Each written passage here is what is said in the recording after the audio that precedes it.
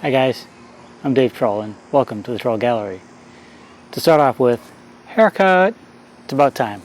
I did the math, it was 4 months to the day between haircuts, which is a little bit longer than I usually go.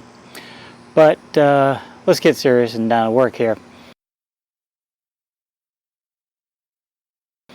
Today's video is a little bit different than the videos I've posted in the past. Mostly because it's not so much a video, but a series of stills. You see, I was on the clock and didn't have a lot of time to set up the camera to get just the right shot and mess around and make it all pretty. I was able to get a series of stills, so bear with me.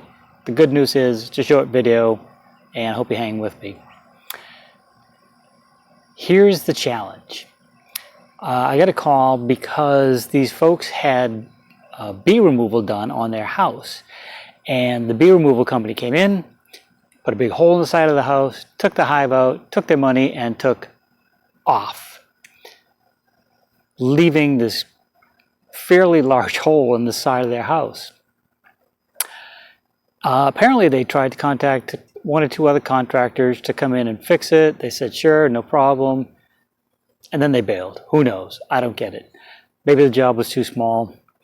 The gap had been open about 3 months by the time I got over there. I'm not sure why. Luckily, it's been pretty dry around here. No real damage to the house. Here's the jagged opening beside the window, with just enough siding removed to do his damage. I mean, remove the bees. What you're seeing inside the hole is actually the back of the drywall that's been exposed to the world for 3 months. I'm just glad it's been so dry here lately. I started by removing the short pieces of 1x6 sheathing behind the window trim. I also cleaned up all the corners as best I could where the cuts were, not so clean. Rather than trying to square everything off, I chose to take several measurements and cut a filler piece of 3/4 inch CDX or exterior grade plywood. Next, I added a pressure treated 2x4 on either side of the opening so I'd have somewhere to attach my filler piece to. I probably could have used regular kiln dried 2x4, but a little extra protection can't hurt.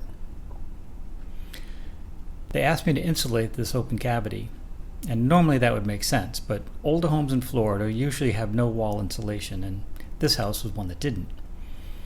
If nothing else, the insulation I added might keep the bees from trying to move back in.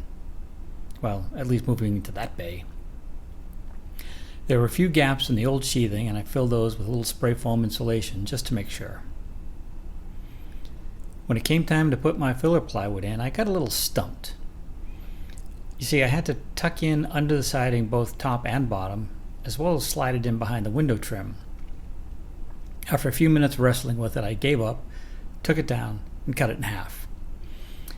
After a little trimming here and there, the two pieces went in, and I screwed them in place to my new 2x4s. When the house was built, they covered the sheathing with tar paper and cement board shingles. In hindsight, I'm hoping they weren't asbestos, but that was a problem for the guy who tore them out. Either way, I didn't have to remove any. I just picked up a few of the scraps he left on the ground. I had some house wrap available, so I covered my work with that instead of tar paper. I sealed it as best I could with house wrap tape to keep my work and their house dry.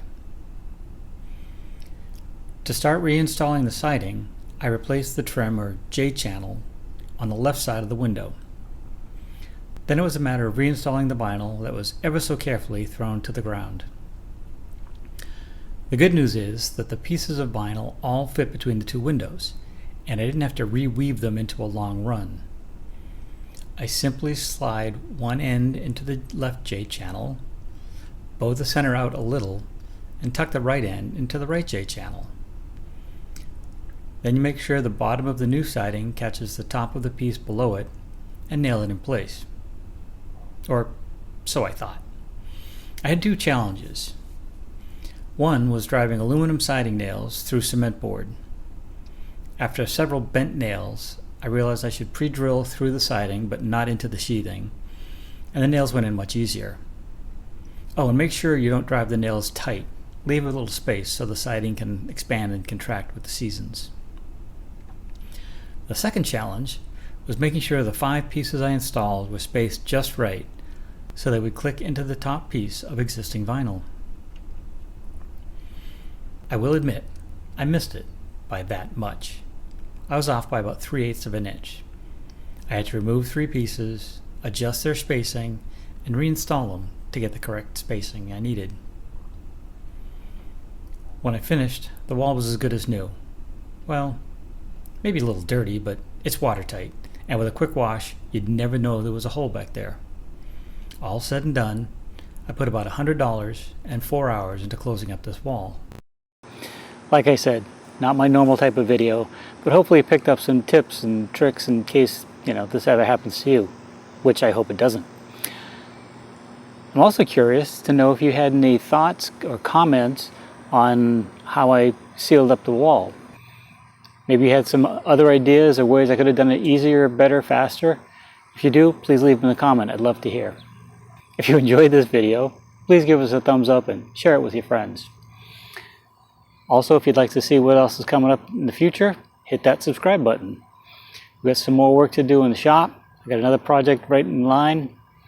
Got some work to do on my home, and as well, when I can, I'll include you in some of the repairs I'm doing for clients. So, with that said, you guys stay safe, have an awesome day, and take care. See you soon. I simply slid one end of the J. I simply slid. I slim. I